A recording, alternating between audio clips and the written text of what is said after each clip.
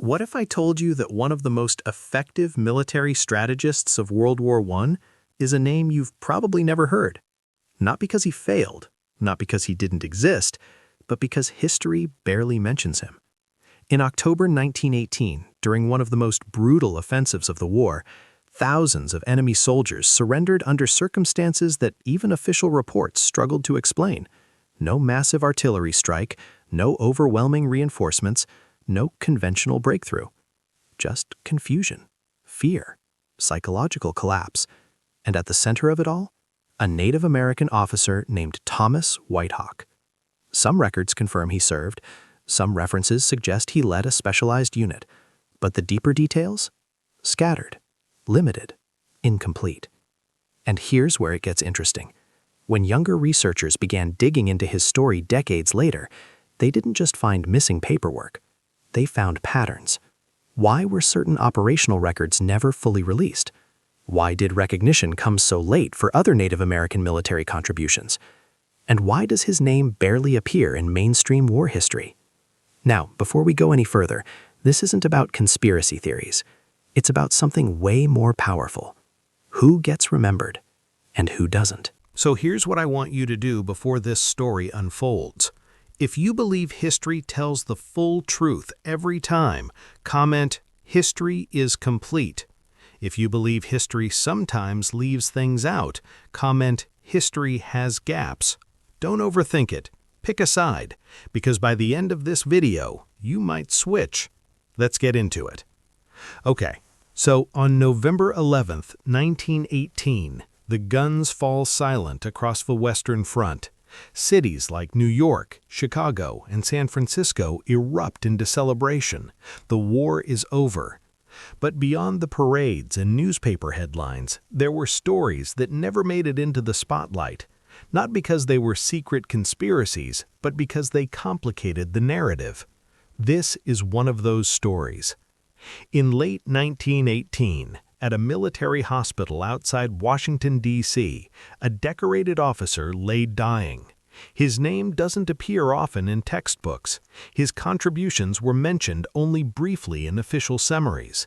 His name was Thomas Whitehawk, a Lakota officer in an army that, only decades earlier, had fought against his own people. Thomas was born in 1879 on the Standing Rock Reservation in South Dakota, during a period when Native American communities were being forced into confinement and cultural suppression. His grandfather had ridden with Sitting Bull. His father had survived Wounded Knee. War for Thomas wasn't an abstract concept discussed in lecture halls. It was lived history. In 1898, he enlisted during the Spanish-American War. At a time when most Native Americans in uniform were assigned manual labor roles, Thomas stood out.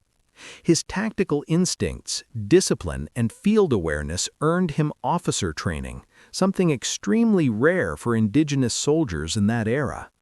By 1914, as Europe descended into war, he had already served in campaigns in the Philippines and along the Mexican border. But even as his rank grew, visibility did not.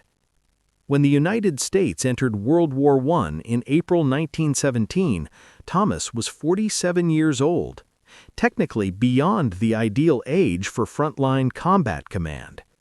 Yet the war in Europe had stalled. The Western Front was locked in brutal trench warfare. German defensive lines were heavily fortified. Allied offensives had resulted in catastrophic casualties. And commanders were looking for someone who thought differently.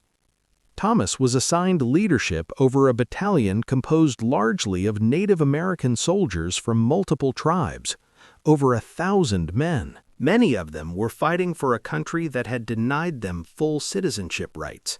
But Thomas framed their mission differently. He told them they weren't fighting to prove loyalty, they were fighting to prove capability. In September 1917, the battalion was deployed to the Meuse-Argonne sector, one of the most fortified stretches of the Western Front. Concrete bunkers, overlapping machine gun fire, artillery coverage on every approach, barbed wire fields stretching for miles. 3 previous Allied offensives had failed there. Casualty rates had exceeded 60%. The sector had a reputation, nearly impossible to breach. John J. Pershing, commander of American forces in Europe, met with Camas before the operation. Official records describe the meeting briefly. Pershing wanted results. The pressure was immense. The American expeditionary forces needed momentum. Thomas understood the stakes, but instead of planning a standard frontal assault, he studied the terrain, the patrol routes, the psychology of defensive warfare. What happened next unfolded over 72 hours in early October 1917. Official military reports describe a coordinated offensive that successfully disrupted German defenses in the sector. But personal diaries and later testimonies suggest something else played a role: psychological warfare. Private Robert Whitfield, a Choctaw soldier who served in the battalion, later described a meeting the night before the operation. Over 1,000 men gathered in near darkness, no fires, no visible signals, artillery rumbling in the distance. Thomas spoke in Lakota. Not every soldier understood the language, but they understood the message. They would not attack recklessly. They would destabilize the enemy first. On October 3, 1917, German forces in the sector, roughly 12,000 seasoned troops, expected the usual pattern: artillery bombardment followed by an infantry push. Instead, around 11 p.m., something unusual happened. The artillery stopped, not gradually, completely. A German lieutenant named Heinrich Müller later wrote in his diary about that night. The entry describes an eerie stillness across the lines. Even the usual background noise of trench life seemed to vanish.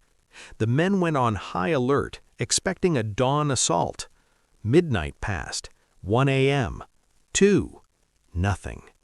Then, around 3 a.m., a sentry reportedly began shouting that he saw movement beyond the wire. Not charging troops, not artillery flashes, just figures in the darkness, watching. And that was only the beginning. At first, the German officers dismissed the reports.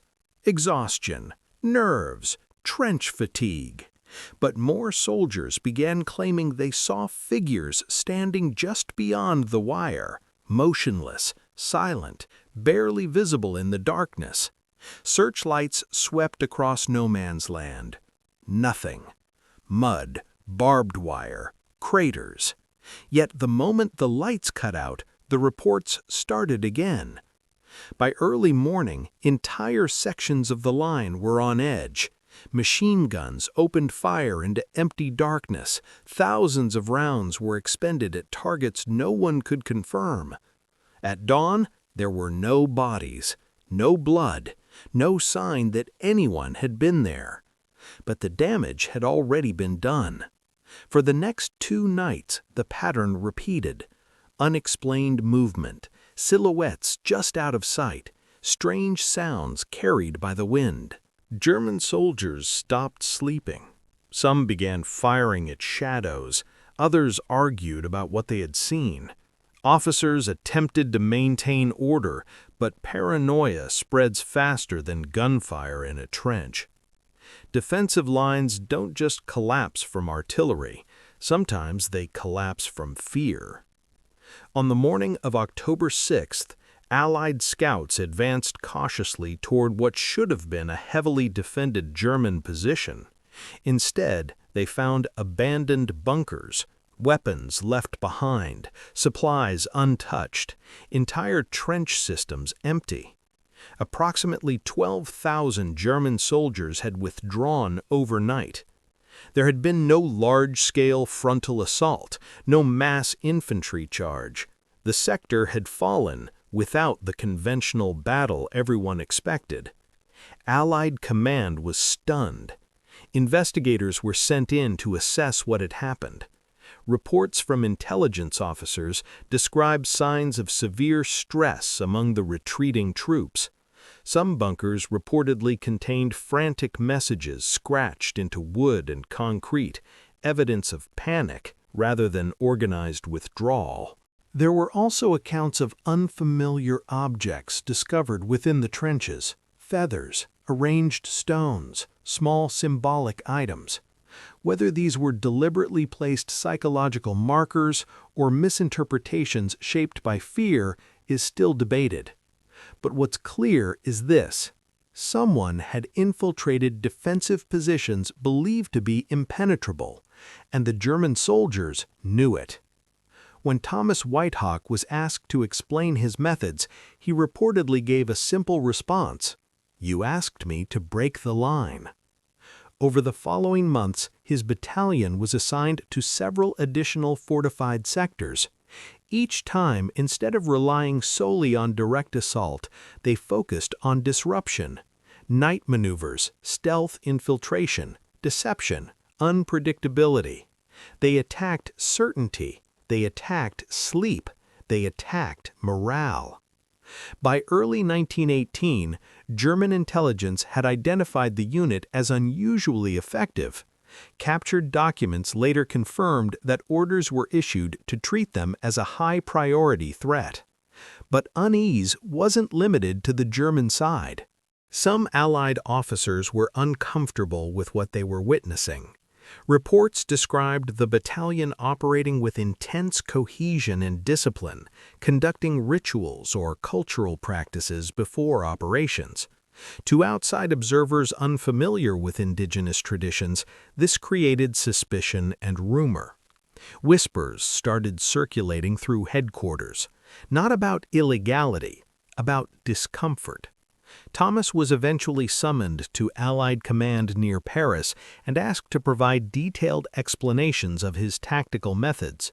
He resisted giving full breakdowns of how his operations were structured.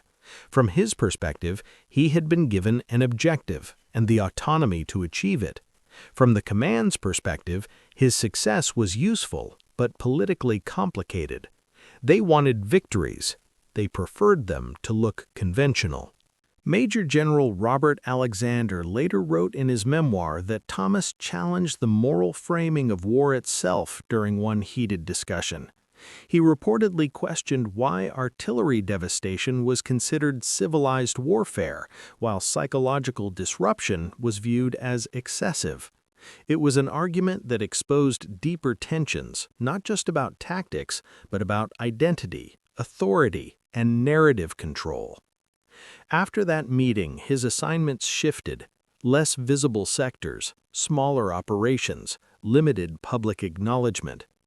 In a letter to his brother back on Standing Rock, Thomas wrote about feeling certain that contributions from native soldiers would not receive equal recognition once the war ended.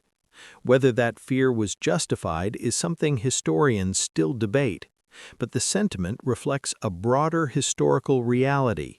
Indigenous soldiers served in large numbers during World War I, often without full citizenship rights at home. Thomas's final documented operation occurred in late October 1918, just weeks before the armistice. German forces had withdrawn into heavily wooded defensive positions in the Argonne region. Command believed it could take months to dislodge them. Thomas was given 48 hours. The surviving records from that engagement are incomplete. Some after-action documentation was lost or never fully archived. What remains suggests heavy maneuvering through forest terrain, close quarters operations, and significant casualties. Sergeant William Littlebird, a Navajo veteran who spoke late in life about the war, described those final days as the most intense of the campaign. Not because of supernatural forces, not because of myth, but because of what prolonged war does to men. By that point, Thomas was no longer just trying to prove capability. He was carrying generations of history on his shoulders. For his soldiers, the fight had layers. They were fighting Germany, they were fighting for recognition, and they were fighting against the memory of a country that had once treated them as enemies. When they entered those woods, they were 1,047 strong. When they emerged, they were fewer. War had taken its toll, not through legend, but through exhaustion, sacrifice, and the brutal math of combat. And just weeks later, the war ended. But the story didn't. When Allied forces moved into the Argonne position on October 31st, they expected heavy resistance. Instead, they encountered mass surrender. Thousands of German soldiers reportedly laid down their rifles. Many appeared exhausted, disoriented, psychologically overwhelmed.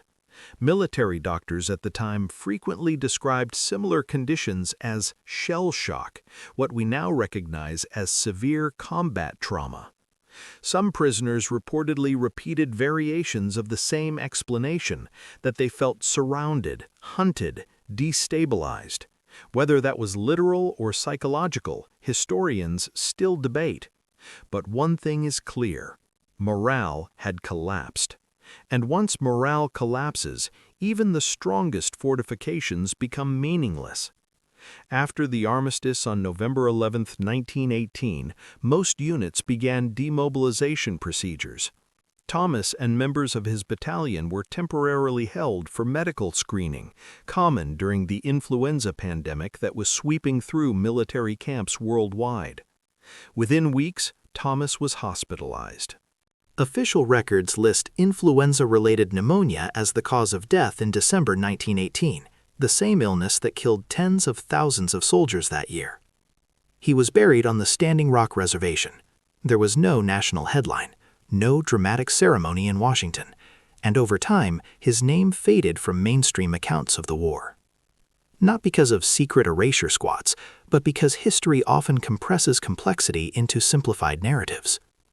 The 1st Indigenous Battalion was reassigned and eventually dissolved into other units, as many wartime formations were. Native American soldiers returned home to a country that still denied them full citizenship, which would not be granted nationwide until 1924. Recognition was slow, fragmented, uneven. In the decades that followed, a few historians began taking deeper looks at Native American contributions during World War I. One researcher in the 1950s, Margaret Chen, focused her academic work on Indigenous military service. She encountered gaps in records, not mysterious vaults, but incomplete documentation common in early 20th century military archives. Lost files, clerical inconsistencies, unstandardized reporting practices. For smaller or minority-led units, the record-keeping was often inconsistent. Chen's research, along with others who followed, helped highlight how Indigenous service members were frequently underdocumented in official war summaries. That wasn't unique to one battalion. It was part of a broader pattern of marginalization in historical storytelling. Throughout the 1960s and 1970s, during the Civil Rights era and rising Native activism, journalists and scholars revisited stories like Thomas Whitehawk's. Oral histories were collected from aging veterans across reservations. Some accounts were consistent, others contradicted each other. Memory after 50 years is complicated, especially when layered with trauma. But a theme kept resurfacing. Thomas had emphasized psychological warfare, not superstition, not myth, strategy. He understood something simple but powerful, that fear multiplies itself, that uncertainty spreads faster than bullets, that if you convince your enemy they are surrounded, exposed, and vulnerable, they may collapse without a decisive firefight. One late interview with a surviving soldier described Thomas saying something that stuck with him for decades. Imagination is a weapon. Once fear takes root, it fights for you. That isn't mysticism, it's psychology. By the early 2000s, renewed interest in overlooked minority contributions during World War I brought more attention to Indigenous units. Historians re-examined archived medical logs, deployment maps, and personnel transfers. No evidence confirmed supernatural tactics, no proof of secret vaults. What did emerge was something more grounded and, in many ways, more powerful. A story of Indigenous soldiers who fought with distinction in a war for a nation that had not yet fully recognized them as citizens. A commander who understood unconventional warfare before it had a formal name. And a legacy complicated by race, politics, and the way history is packaged for mass consumption. Thomas Whitehawk may not appear prominently in standard textbooks, but the broader truth remains documented. Over 12,000 Native Americans served in World War I. Many were not U.S. citizens at the time. Many volunteered anyway. Their contributions were real. Their sacrifices were real. And their stories, for decades, were underrepresented. Sometimes history doesn't bury a story through conspiracy. Sometimes it buries it through neglect, through discomfort, through the preference for cleaner narratives. But stories resurface because descendants ask questions, because historians dig deeper, because nations eventually confront their contradictions. So here's the real question. How many other names exist in the margins of history, not erased by shadowy plots, but simply never amplified? And how different would our understanding of war be if we centered the people who were once pushed to its edges? If this story made you think, tell me where you're watching from. And tell me this, do you think history forgets by accident or by design? Let's talk about it. In the final days of his life, Thomas Whitehawk's health declined rapidly. The influenza pandemic of 1918 was sweeping through military camps with devastating speed.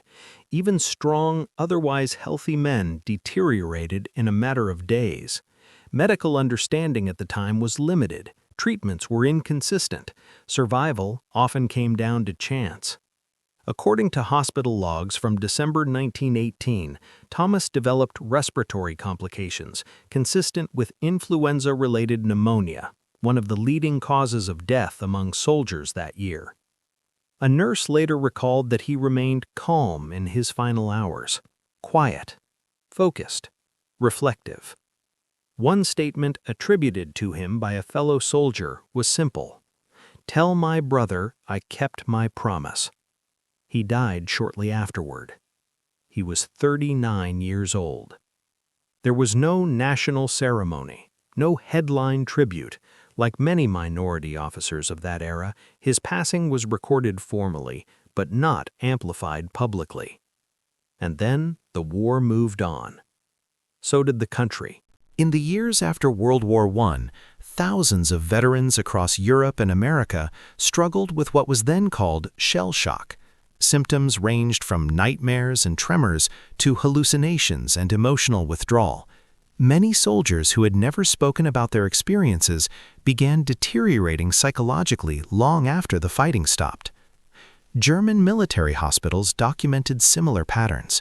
Some officers wrote privately about encounters that had shaken morale, night operations, stealth infiltration, psychological tactics that made soldiers feel surrounded even when they weren't. But in official military summaries, those experiences were categorized under combat fatigue or stress disorder, because at the time, that's all the framework they had. One German lieutenant, Heinrich Müller, left behind diary entries describing the October 1917 sector where morale collapsed. His writings were published decades later by a regional historical society. Historians who reviewed them noted intense language, fear, paranoia, exhaustion, but they also noted context, prolonged trench warfare, sleep deprivation, constant artillery, and the psychological toll of being on the defensive for years. Trauma shapes perception, and memory, especially decades later, blends fact and emotion. By the early 2000s, academic interest in underrepresented World War I units increased. Indigenous historians and researchers began reconstructing service records of Native American soldiers whose contributions had received limited coverage. One graduate student researching her family history discovered that her ancestor, a veteran of the war, had been hospitalized in the early 1920s for what was diagnosed as paranoid episodes and combat trauma. His medical file referenced recurring nightmares and fixation on a commanding officer he deeply admired. But historians caution against retroactively turning post-war trauma into proof of hidden events. After World War I, suicide rates among veterans across multiple countries were tragically high. Institutionalization for mental health conditions was common. Treatments were primitive. Many veterans, regardless of unit or ethnicity, struggled silently. Patterns that seem statistically strange in isolation often reflect a broader epidemic of untreated trauma among millions of returning soldiers. That doesn't make the suffering less real, it makes it more human. As for claims that certain records were incomplete or heavily redacted, early 20th century military archiving was inconsistent across the board. Fires, clerical errors, decentralization of files, and the massive scale of wartime documentation all contributed to gaps. Especially for minority-led units whose service was not prioritized in post-war storytelling. What we're left with isn't a proven conspiracy, it's something more complicated. A decorated Indigenous officer whose unconventional tactics were effective.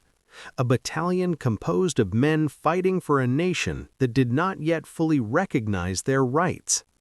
Enemy accounts describing fear and psychological destabilization during night operations.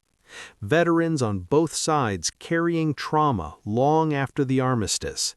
And decades of historical underrepresentation.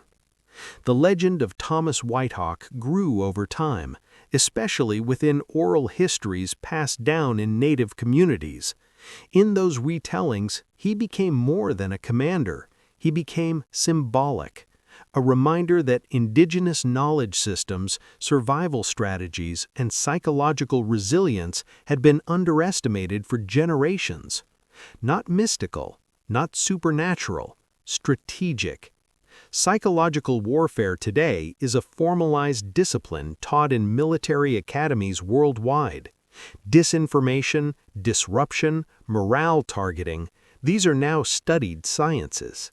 Thomas and his battalion were operating in that gray space before it had an official label, and perhaps that's why the story endures, not because governments sealed vaults, but because the mainstream narrative of World War I prefers clean lines, artillery, infantry, armistice. It's less comfortable to center stories about soldiers who were marginalized at home, yet indispensable abroad. History doesn't always erase through force. Sometimes it forgets through omission. So maybe the real takeaway isn't whether every diary entry is literal. It's this: how many contributions from minority units across history were minimized simply because they complicated the national story? And how many innovations were later formalized without credit to the people who pioneered them under impossible conditions? Thomas Whitehawk may not dominate textbooks, but the broader truth stands documented. Indigenous soldiers served with distinction in World War I. They faced discrimination at home, they endured trauma abroad, and many of their stories are still being pieced together today. If this series shifted how you think about war, memory, and recognition, drop where you're watching from.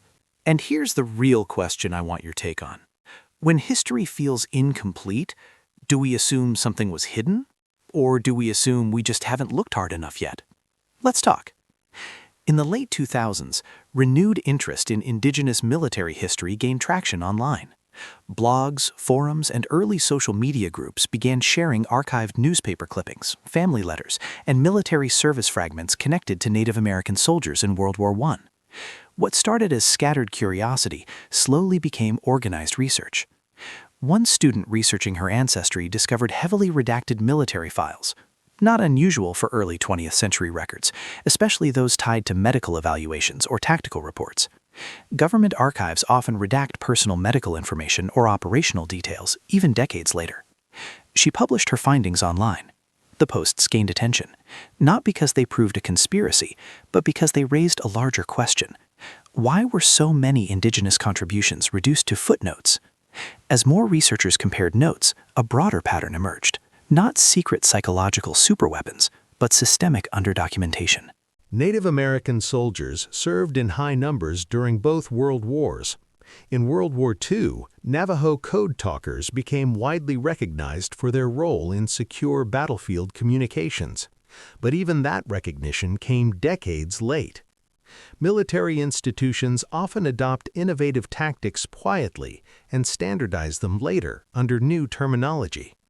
What might begin as culturally informed field improvisation becomes formal doctrine over time. Psychological operations today, morale disruption, perception management, strategic deception, are studied in military academies worldwide. They are regulated, documented, and openly acknowledged. What Thomas Whitehawk appears to have understood intuitively in 1917 was something modern strategy now formalizes. War is not only physical, it is psychological. In 2011, several tribal councils formally requested expanded archival transparency regarding Indigenous service members from World War I. The request focused on recognition, accurate record preservation, and proper historical inclusion.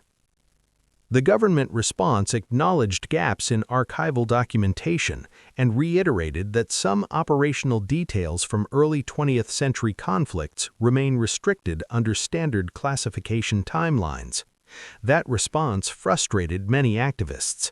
But it also highlighted a reality. Governments classify military operations as a rule, not as an exception, even when the events are a century old. Sometimes the classification is about protecting intelligence methods. Sometimes it's about privacy. Sometimes it's simply bureaucracy moving slowly. The story of Thomas Whitehawk began shifting at that point, from hidden general to symbolic figure.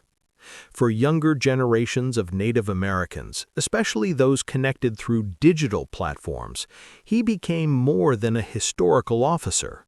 He became a representation of three truths: that Indigenous warriors served with distinction, that their tactical intelligence was often underestimated, and that their recognition was delayed.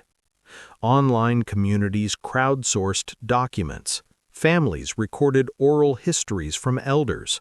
Fragments were pieced together across archives, reservations, and international libraries, not to uncover supernatural warfare, but to restore narrative balance. Because here's what tends to happen in history. If a story doesn't fit the dominant frame, it gets simplified. If it complicates national mythology, it gets compressed. Not always erased, just minimized. The legend grew, as legends do. Stories about psychological tactics became stories about fear itself. Stories about trauma became stories about haunting. Stories about silence became stories about suppression. But when you strip away the myth and the dramatic retellings, what remains is still powerful. An Indigenous officer operating in one of the most brutal wars in modern history. A battalion of Native soldiers fighting for a country that would not grant them citizenship until 6 years later. German soldiers documenting fear during prolonged trench warfare. Veterans on both sides carrying psychological scars long after the armistice. And decades of historical underrepresentation that allowed speculation to fill the silence. Today, historians broadly agree on this.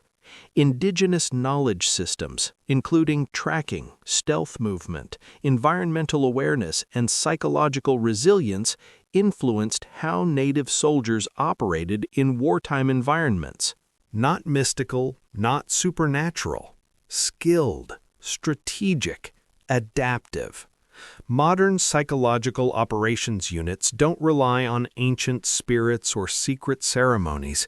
They rely on behavioral science, cultural intelligence, and morale analysis. But the roots of understanding fear as a weapon, those roots are older than any modern military doctrine. Over 100 years later, Thomas Whitehawk's story still circulates, partly documented, partly oral history, partly legend. And maybe that's fitting, because some figures don't live only in archives, they live in community memory. The real legacy isn't whether every diary entry is literal. It's this: When marginalized groups contribute to history, recognition often lags behind reality. And when recognition lags, myth steps in to carry what documentation didn't. So here we are, a century later, not uncovering a secret weapon, but rediscovering a forgotten perspective.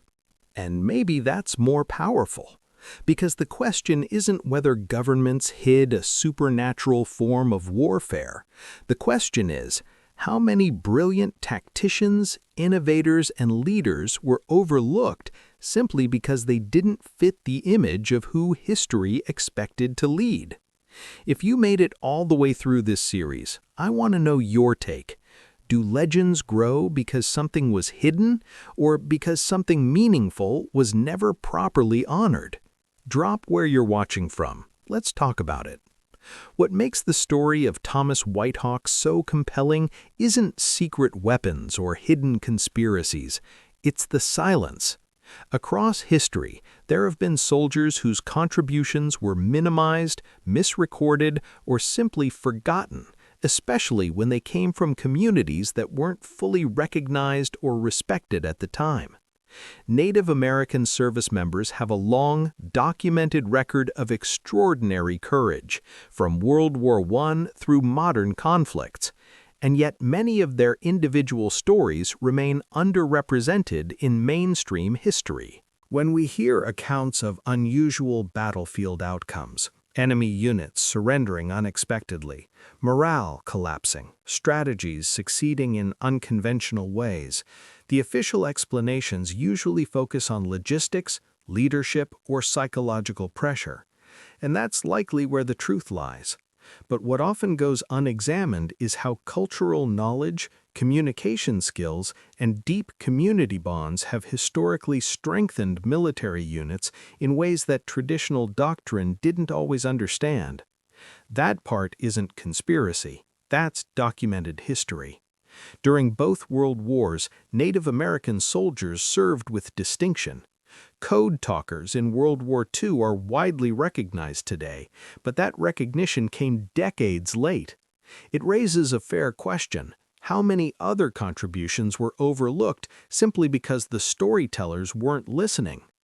As for Thomas Whitehawk, beyond scattered references and oral accounts, concrete records are limited.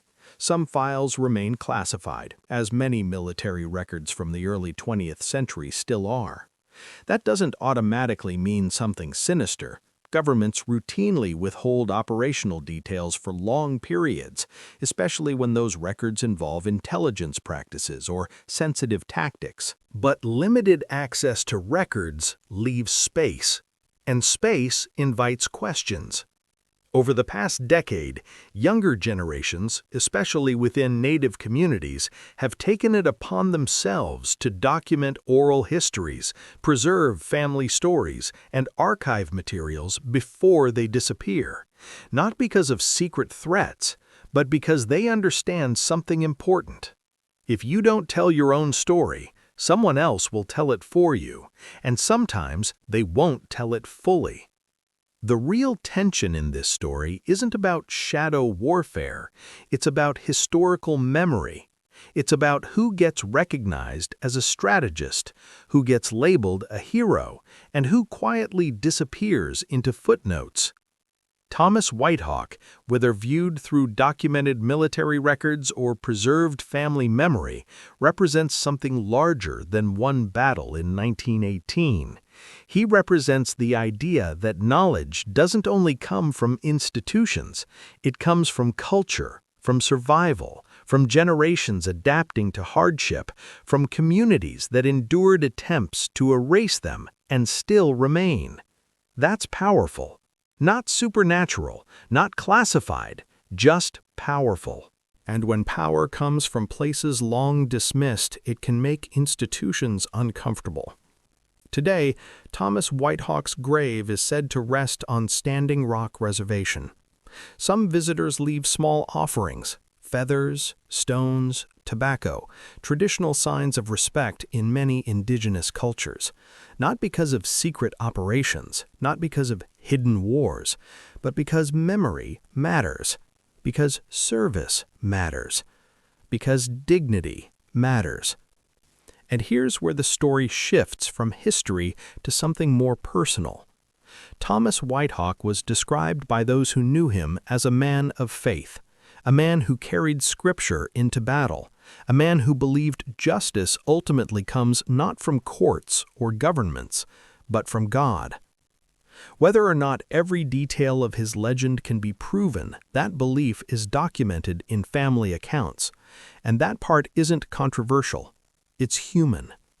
In times when history feels incomplete, when narratives feel simplified, when we realize how much of the past depends on who recorded it, faith becomes grounding, not as an escape from truth, but as a reminder that truth doesn't disappear just because recognition does. If this story stirred something in you, curiosity, skepticism, reflection, that's good. Healthy questioning is part of understanding history responsibly.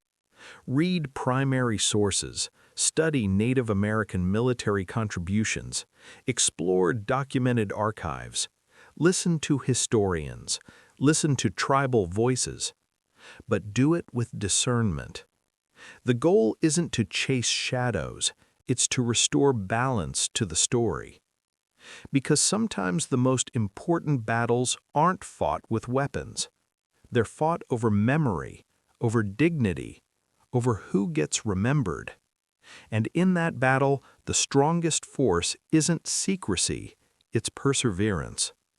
No matter what history forgot, no matter what records remain sealed, one truth remains constant for those who believe. God sees, God remembers, and justice in His time is never lost. That doesn't require conspiracy, it requires faith. If you choose to seek truth, seek it with humility. If you choose to honor forgotten soldiers, do it with respect. And if you choose faith, let it guide you toward wisdom, not fear. Because history may be incomplete, but redemption never is. So now you've heard the story. Not a legend, not a fantasy, but a puzzle. Thomas Whitehawk may never headline a textbook. His battalion may never get a Hollywood film. Some records may stay archived for decades. But here's the real question. Does a lack of documentation erase impact? Or does it challenge us to look deeper? Throughout history, entire communities have contributed to moments that shaped the world, only to be summarized in a sentence or ignored entirely. And maybe that's the real takeaway. Not secret weapons, not hidden wars, but forgotten recognition. So I want you to think about this carefully, and I genuinely want your answer in the comments. Do you think history naturally filters out stories over time? Or do you think some stories are overlooked because they make people uncomfortable? Type one of these two. History forgets or history selects, and explain why. I'm going to be reading the responses, and I'm genuinely curious where you stand, because this channel isn't about blind belief, it's about critical thinking. If this story made you question something, if it made you curious, if it made you reflect, that's the point. Respect the past, question responsibly, and never stop searching for truth with wisdom. I'll see you in the next one.